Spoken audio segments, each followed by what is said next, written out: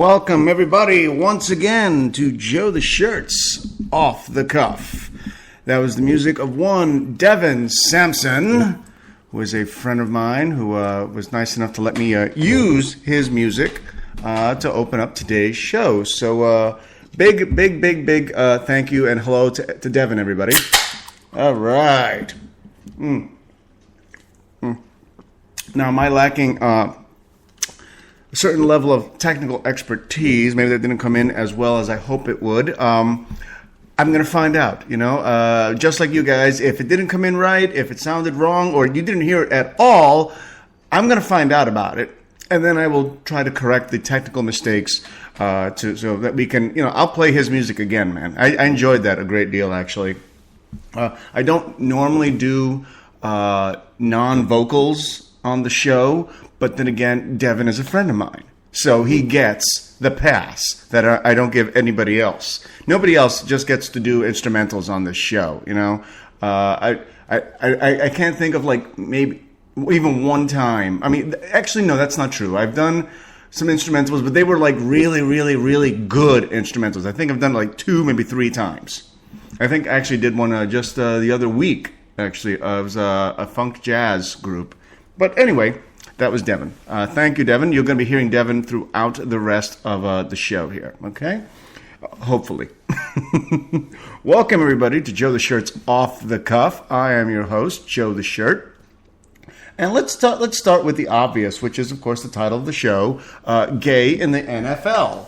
Last year, I did Gay in the NBA, which for the longest time stood as the most popular show I've ever done. That has been replaced by You Mad at Me, Bro, the Shermanator story, Seattle Seahawks. We love our sports figures. We really do. It's an incredible country that we live in. I mean, it's an incredible world we live in. We love our athletes. We love our warriors. It's the closest thing we get to being at the arena and seeing gladiators. We love these guys, and which brings me, of course, to the topic of one Michael Sam. Michael Sam is recently came out. He is a football player with the Southeast Conference. He is the Southeastern Conference 2013 Defensive Player of the Year from the University of Missouri. Hello, Fauna. And Mr. Sharp. Now they know what I'm talking about. Anyway, he is 24 years old, and he came out as being gay. Now, he came out to his team, I think before the season even started, at the beginning of the year. So everybody on campus knew. His teammates knew. His coaches knew. But he was keeping it to himself still from, say, the overall media. And now that he is out, he stands to be quite possibly the first openly gay active player in the NFL when the draft comes along in about 3 months. It will be interesting to see if he gets picked up and by which team. I remember reporting last year about, I think Jason Collins, the first openly active gay NBA player, which is, gay in the NBA, the story I talked about. And, haven't heard much about him. I don't actually even know if he's playing right now. I don't know if anybody picked him up or not. Mind you, he was a bit on the downswing of his career, and he wasn't exactly the greatest player ever. I mean, he was rock solid, but he wasn't like the super defender. He wasn't the super offensive player. And being, I think a power forward or a center, he wasn't, he wasn't a passer. He wasn't, some guy that, really got the ball to people. So, but this is the first player that has the potential to not just be the first openly gay NFL player, but early in his career. Okay, from the jump. When you talk about guys like Jason Collins, it's like, okay, he's on the downswing of his career, so really it's not going to make that much of a difference. But when you're a young guy, 24 years old, and you just tell everybody in the sports world, hey, I'm queer, it brings up a lot of questions. I don't think it brings up as many questions as it used to. I mean, because it used to be, you're a fag, you can't play football, you're a fag, you can't play basketball. You're a fag, you can't play baseball. But obviously, it's, you know what, there have been gays in sports for as long as you can remember, okay? The gladiators, some of the roughest, toughest, meanest guys ever to walk the earth, a lot of them were gay. That didn't make them less of a man. So let's see. We got a couple of quotes here. Let's see. What did he have to say? Quote here from Michael Sam. I am an openly proud gay man. I understand how big this is. It's a big deal. No one has done this before, and it's kind of a nervous process, but I know what I want to be. I want to be a football player in the NFL. Okay? Now, which is a tough place to be gay, because the NFL is known for being very, very anti-gay, of some players even saying that they wouldn't want a gay teammate. Anti-gay slurs are pretty rampant in the NFL, as it is actually, anti-gay slurs are very rampant in male heterosexual culture as a rule. You know, I mean, you guys all know that I love the gays more than anybody. I mean, really, I love the gays so much. I'm like 1 degree away from sucking a cock. But even I use the term fag, queer, queen, cocksucker, pillow biter, butt muncher. I use these terms on a regular day-to-day basis because I think they're just funny. Because that's the way I grew up, and I'm not making any real efforts to change who I am. But when I say these words, I don't say them with the intent of making a gay man any less of a man. Just like when I was a kid, I used the word nigger. I did. But I didn't use it in a racist, evil way. This is the word that me and my friends used with each other. Both black, Latino, Asians. Asians would call me a nigger on a regular basis. But this is something we did as friends. It was a brotherhood. It was a fraternity, of friends. So it was a different intent. Mind you, these days that doesn't fly anywhere. But so now we have Michael Sam, who most likely is a good chance he's going to be in the NFL.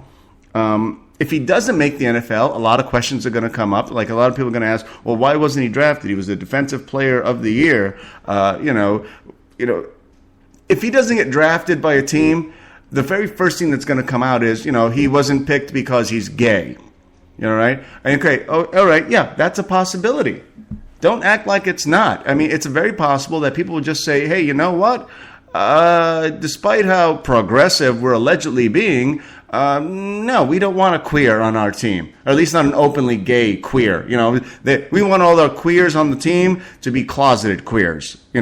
Keep blocking, keep tackling, keep throwing, keep catching, keep kicking, but just don't let us know that you're queer.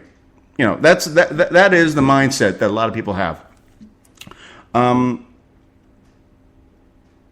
Another quote here from Michael Sam. I just want to go to the team who drafts me, because the team knows about me, knows that I'm gay, and also knows that I work hard. That's the team I want to go to. All right, that's awesome. I think it's fantastic. I mean, great for him. Great for everybody out there who is gay and involved in what is traditionally considered a very manly heterosexual world. Good for you guys. Seriously, I believe in that. I think that, I don't think that sucking a dick makes you any less of a man. I don't think that taking a dick in your ass makes you any less of a man. It's like, it's a very brutish way of thought. That's one. It's one of the reasons that they talk about. When you go to prison, you fuck somebody not because you're gay, but because you want to be dominant. And honestly, no, I think that still makes you a little bit gay, to be perfectly honest with you. There's lots of ways to dominate another human being. You don't need to fuck him in the ass. Unless, of course, you like fucking him in the ass. When you fuck another man in the ass, to dominate him, quote unquote, but you still have an orgasm, you're a little gay, or actually a lot gay, to be perfectly honest with you again.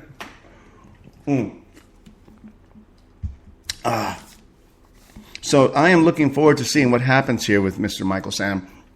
Also, now, traditionally in sports, there is hazing, which we had a lot of news about with the Miami Dolphins and that whole rigmarole there. But, when you are a newbie player, when you are a rookie player, you get hazed. You are expected to do things for the veteran players, like carrying their luggage, bringing them their water, paying for shit. It's a rite of passage. So if he makes it to the NFL, how much hazing can he expect to get? Because it could be that, teams will tell their players to treat him with kid gloves, because any type of hazing can be seen as a hate crime.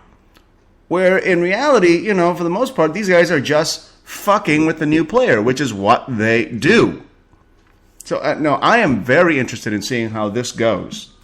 Much luck to Michael Sam and all the other gay athletes out there who worry about, whether or not they'll be accepted. Be you a man or a woman, it's a tough place to be. It really, really is. Because it goes beyond race or color or religion. It goes to the very core of what people believe to be a part of a true human being. Which is, it's like, you're gay. Well, you're not gay. You're a lesbian. You're not a lesbian. So I'm looking forward to it. I want to see how this plays out. I hope he stays healthy. I hope he makes it to the NFL. And I hope he gets hazed as much as anybody else. And he takes it on the chin. Pardon the pun. But he takes it on the chin. like the man I believe he is. At least the man I hope he is. All right, how about a couple of short stories before we take a break? How about that?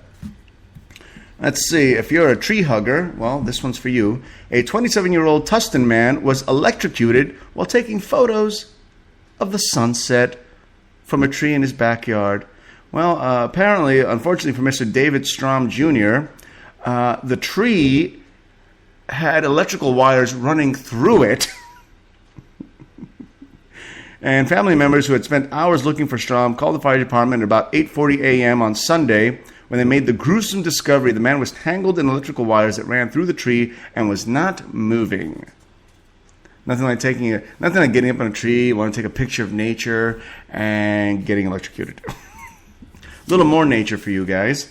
In Copenhagen, a zoo has killed a 2-year-old giraffe because, well, his genetic makeup was too much like the genetic makeup of the other giraffes, and he was in prime time humping mode. He wanted to fuck, all right? So, but they couldn't, they didn't know what to do with him, because he wanted to fuck, but they didn't want him to mate. So what they did was they euthanized him using a bolt pistol to the head, which conked him out. Now, mind you, there were protests, from thousands of people, from individual donors, from other zoos offering to help, maybe take them off their hands, move them over. Honestly, I don't see why they couldn't just just fix them like they do a dog. I don't know what that's about. But here's the fun part now. Man, this comes as a recommendation from the European Association of Zoos and Aquaria to kill Marius the giraffe. After he was killed,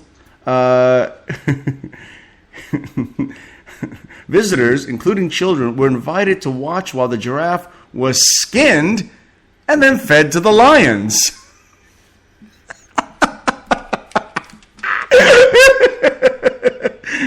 That's what you call a bonus day if you're a lion in the Copenhagen Zoo. I mean, basically it's like you're a lion. You're eating. Man, this is good. This is really different. This isn't cow, is it? Is that? I think that's giraffe. This is amazing. When did we get giraffe? We always get cow or pig, but this is giraffe. This is fantastic. And on that note, Joe the Shirt's Off the Golf is taking a break, and here's more music by Devin Sampson. Hopefully.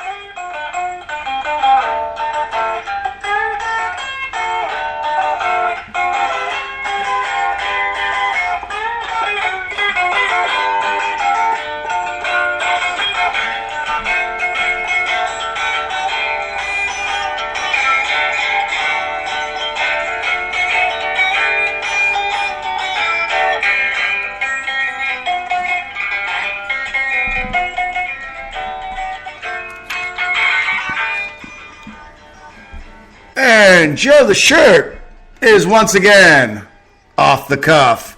Welcome back, everybody.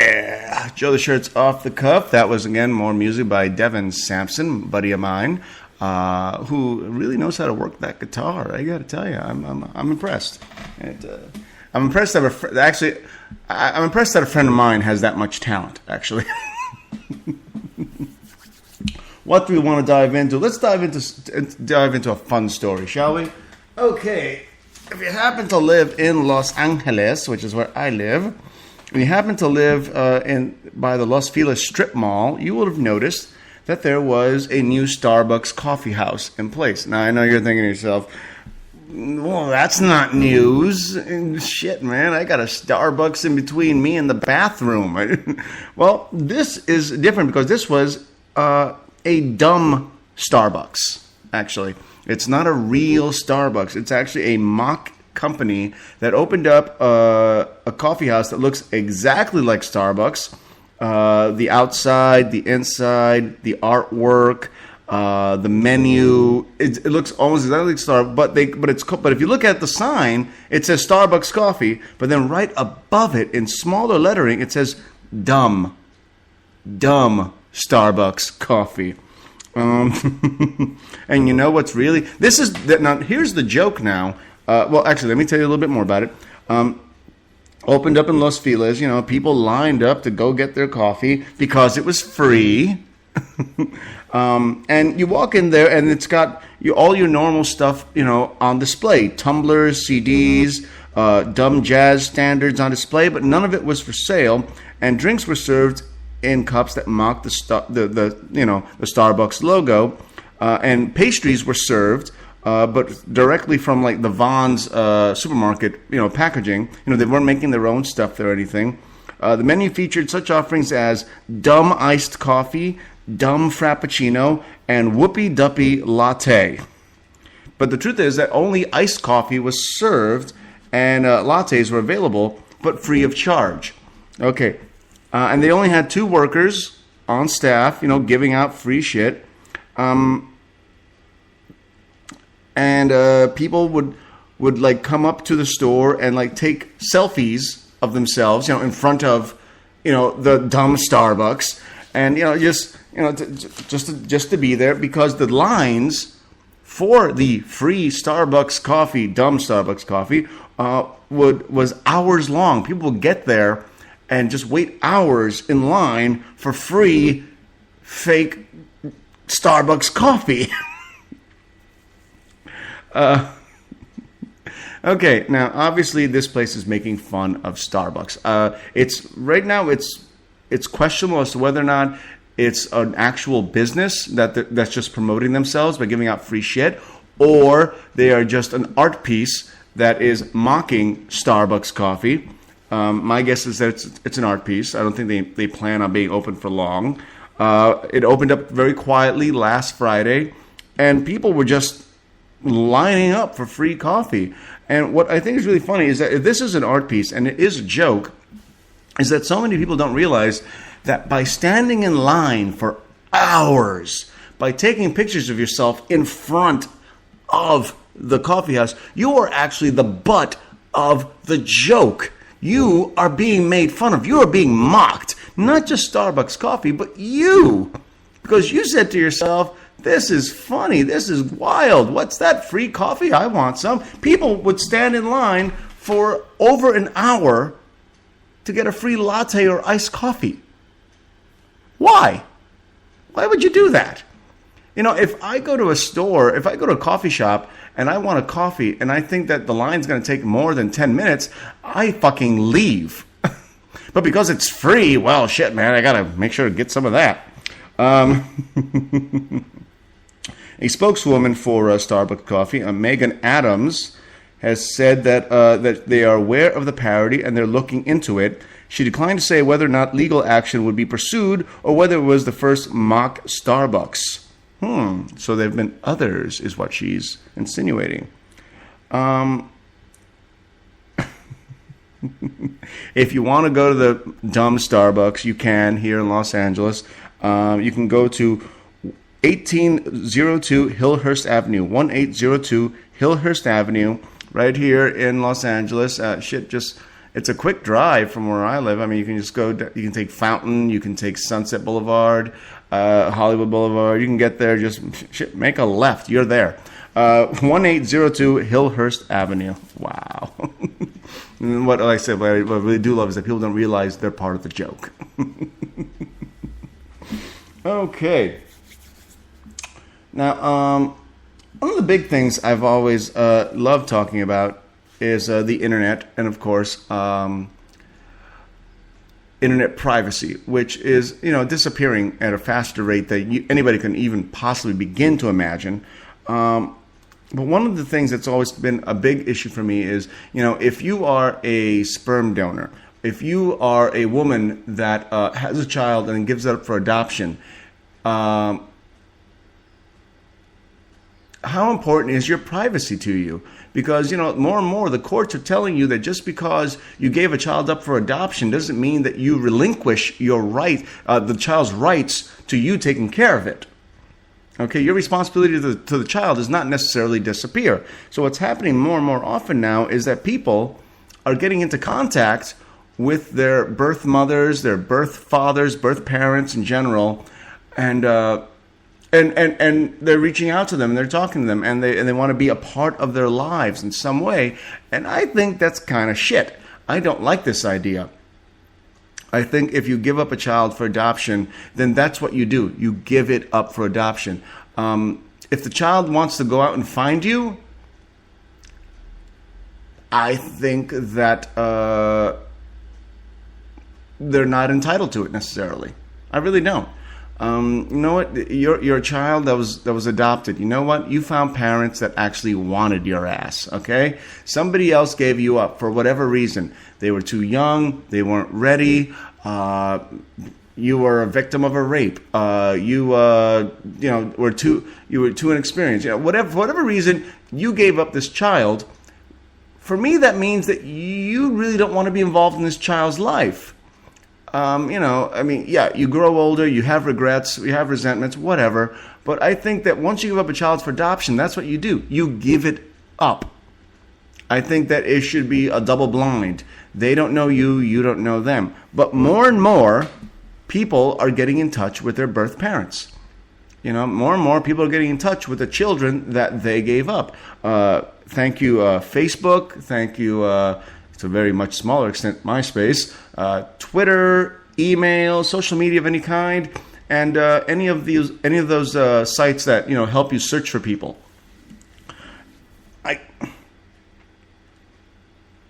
I think that I think it confuses the issue. I personally, if I had ever donated sperm for and somebody got pregnant with my donation, I don't want to know this kid. Would it be interesting to me? Would I on a purely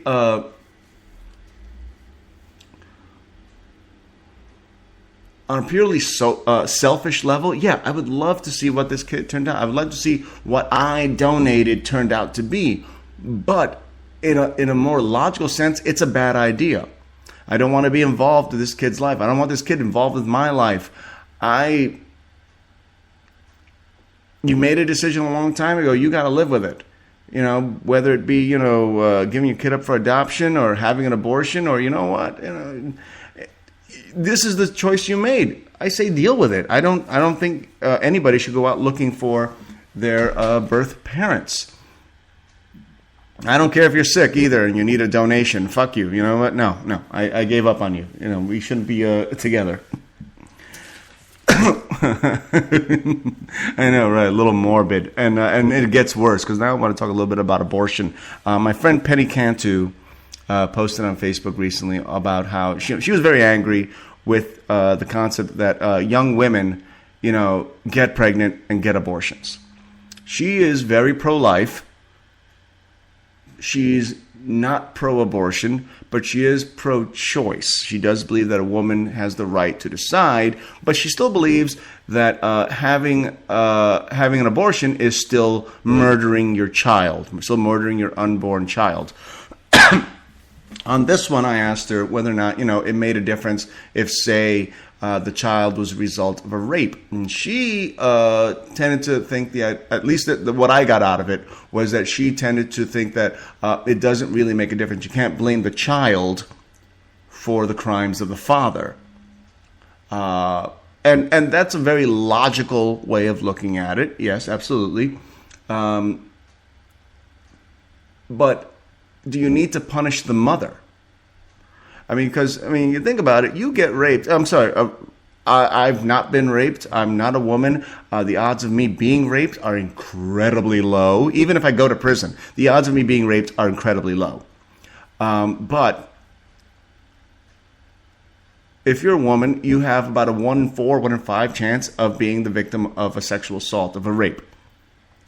And then it's hard enough that it happens. It's brutal enough. It's just horrifying. It's a scar that you are going to live with for the rest of your life.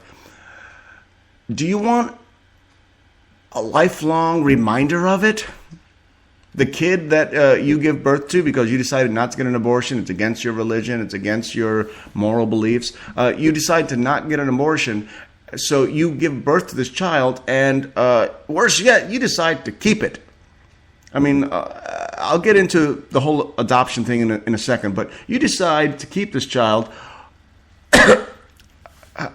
How good of a Christian are you? Fuck's sake, man. How good of a person are you that you get raped and you give birth to a child that is just a constant, minute-by-minute reminder of the fact that you were raped. This child is only here because you were violently violated.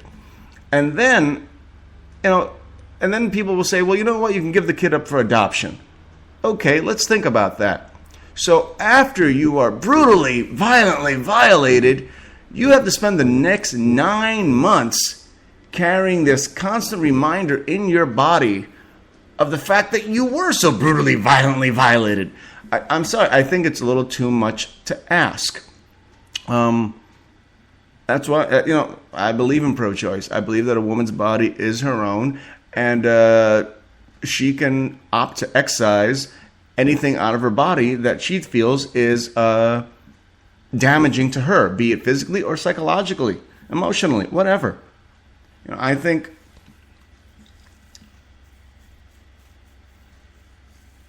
and to call it murder, well, okay, let's assume for a second, that the kid is in fact a human being, and having an abortion is murder.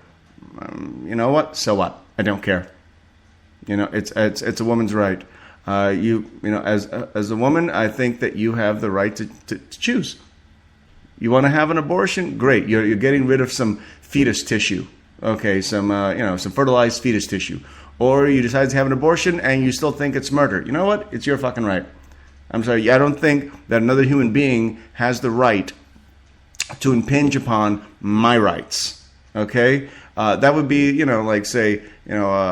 because this guy has failing kidneys, they're going to hook him up to me to keep him alive. But for the rest of my life, I got to keep this guy with me so that he doesn't die. You know what? I am cutting that cord as soon as no one's looking. And on that cheery note, it's time for more music by Devin Sampson. I'm Joe the Shirt. I'm off the cuff. I'll be right back. If this ever plays.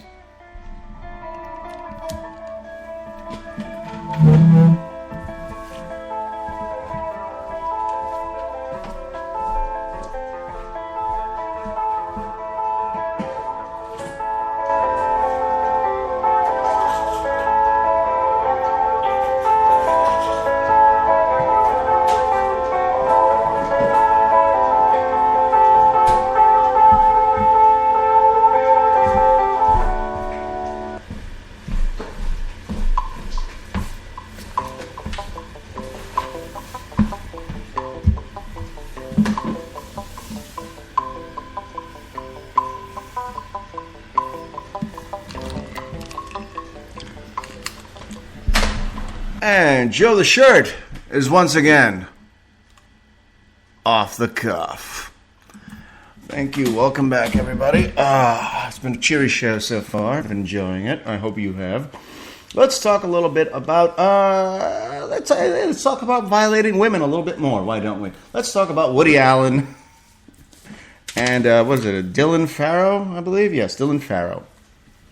In a recent letter to newspapers, Dylan Farrow has claimed once again, for the first time since 1992, I believe, that she was in fact molested, sexually assaulted, raped, whatever word she wants to use, by Woody Allen when she was 7 years old. It's not the first time she's made this claim. Like I said, she made it back in way back in 1992. Some people have charged that maybe the fact that Woody is very prominent in the media recently, thanks to his film successes and upcoming plays and books, and that this is why she's coming out again with this. It's brought up an interesting dichotomy amongst, especially I think the female world. Not that I know everything about the female world. I'm just saying that it's difficult, I think, for people to digest because Woody Allen is known very prominently for his incredible roles for actresses in a world where most female roles are very cookie cutter, and especially when you have action movies, horror movies, fantasy movies, female roles tend to be very downplayed. But Woody Allen, because he does very, very personal movies, very personalized movies about the characters and their situations, it allows for actresses to really dive into a character and get to know them very well, get to experience them very well. Actresses love doing Woody Allen films because they get to really be prominent figures, sometimes even eclipsing the male figures in the movies that they're in. Just look at Annie Hall. I mean, the title itself tells you everything, doesn't it?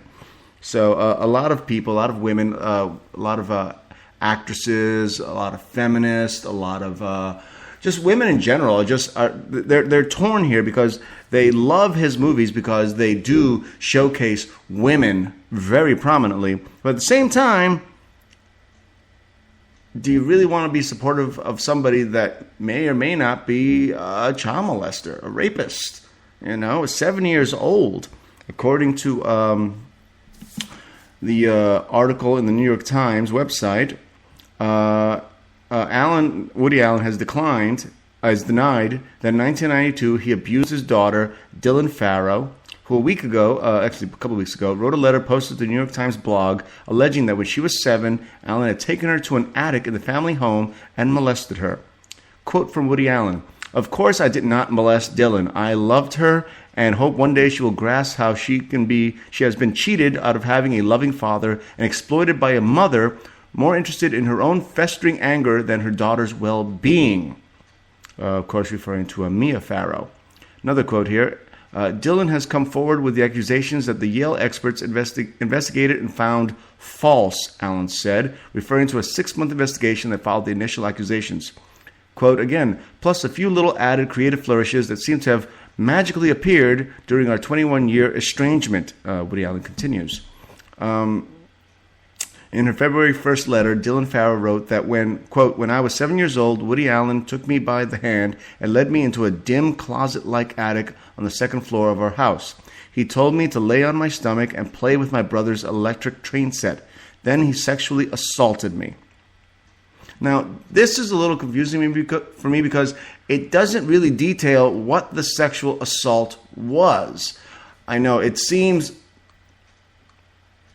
unimportant. It seems like it's besides the point. But, what did he do exactly? I mean, what constitutes sexual assault? Did he stick his dick in her mouth, her anus, her vagina? Did he stick his fingers in her mouth, her anus, her vagina? Did he stick his tongue in her mouth, her anus, her vagina? Did he rub her up with his hands, rubbing her ass, rubbing her pussy, rubbing her tits. Did he give her a massage? Did he have a tickle fight with her? Look, I'm not trying to blame the victim here, because very few people make these kind of accusations and have them be false. It's incredibly rare. So I am inclined to side with Dylan on this one. I really am. If she says she was molested by Woody Allen, raped, sexually assaulted, whatever, then I am inclined to believe her. But the question still remains, why is she bringing it up again now? The statute of limitations is long gone when it comes to this kind of crime. She can't get him convicted on criminal charges. It's not going to happen. The best she can do is maybe sue him, for emotional, psychological damages, but it really begs the question, why is she doing it? Well, it could be that she just wants people to know. I enjoy knowing things for the pure fact of knowing them. That's it. I don't need them to mean anything to me personally. I don't need them to be significant to me, but I like to know stuff. And sometimes I like people to know my opinion on things, which is why I do this show. And it could be that she just wants to put it out there, Woody Allen is even more of a dick than you thought he was. And that's a very good possibility, because like I said a couple shows ago, Woody Allen does seem like a dick to me. He really does. One last quote here from Woody Allen. Quote, "Not that I doubt Dylan hasn't come to believe she's been molested, but if from the age of 7, excuse me again. Let me start that over.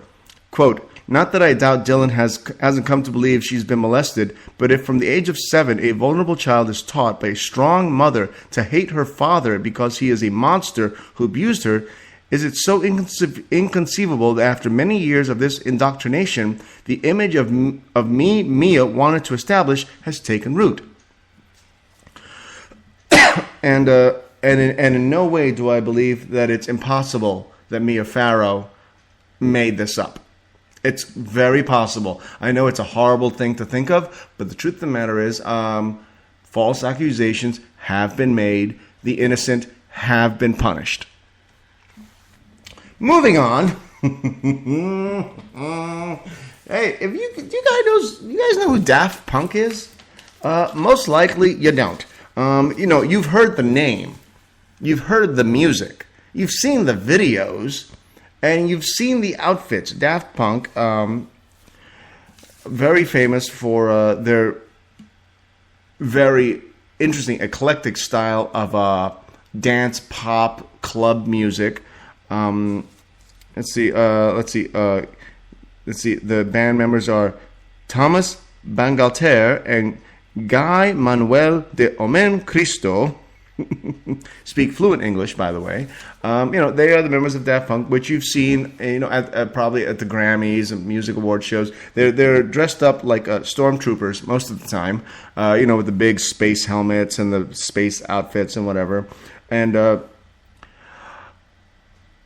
people often wonder about them. They often wonder, it's like, why is it that they do this? Are they trying to be more famous? Because, you walk out in public, you're wearing, a stormtrooper biker helmet, on your head and a matching outfit. Well, that attracts attention. Though they claim they are trying to be as anonymous as possible. They have not gone out in public to be videoed or filmed or whatever since, I believe, 2001. Since 2001, they have refused to appear in public as Daft Punk without their robot disguises. I actually have a picture of them from 1995 in London. Of course, they're considerably older now because it being good almost 20 years, but it makes me wonder, why do they go to such extreme efforts to conceal their identity? I mean, a lot of people think they're just media whores. It's actually a way for them to actually get more attention. Other people might tell you that, they want it to be purely about the music, because they are innovators, and in a lot of ways, a lot of people consider everybody else that came after them to be copycats of them, and nobody is really trying to expand the genre. Nobody's trying to explore the genre beyond the simple, basic club beats and rhythms, whereas they keep exploring. Right now, I've heard their music, I've enjoyed their music, and right now I can't think of a single song. That's honesty for you guys out there, okay? That's honesty. I know just how stupid I am, but but apparently, besides having a studio back in Paris, they also have a studio right here in Los Angeles, the old Muppet Studio. That's right. Oh God, what? God damn it! I hate it when I forget something that I should know very easily. Damn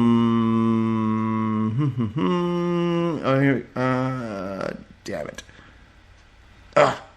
Anyway, the studio, I know it. It's over on La Brea Boulevard.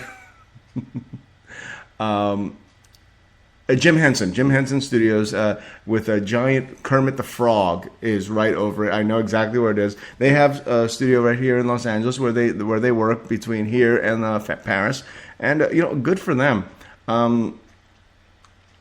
You know what? There's about 1 million different reasons that they decide to wear the helmets, the robot disguises. My guess, I think it's actually a mixture of both reasons. They want to remain anonymous but still attract attention, which is not the worst thing in the world. And finally, on a completely different note, the Taliban has been holding on to a prisoner of war in Afghanistan, where they've been holding him now for at least 2 months now. They report that this prisoner is in good health, is being taken care of well, and is receiving a regular diet of chicken and beef kebabs. The reason for this is most likely because it's a dog. That's right. The Taliban has captured a military dog, which they claim is a U.S. military dog, but has actually been claimed by the British government as one of their dogs. The Taliban and Muslims have all objected to the idea of the U.S. or any other country using dogs in their military efforts because dogs are thought to be unclean and an offense to their Muslim beliefs. Mind you, they also equate dogs with women. So, they believe that if a woman or a dog even casts their shadow on you, it's an offense, punishable by death. So, but yes, way to go, Taliban. Way to go out of your way to capture a dog, a Belgian Malinois breed, very popular with many military companies because of its agility and lightweight. And also its ability to bite your arm off. In any case, that is my time for today. Thank you for listening. I'm Joe the Shirt. I've been off the cuff, and here's more Devin Sampson.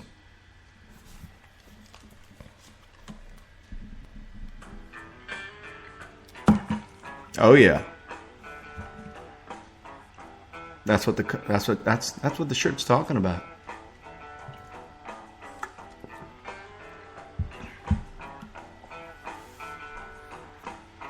Buy a t-shirt.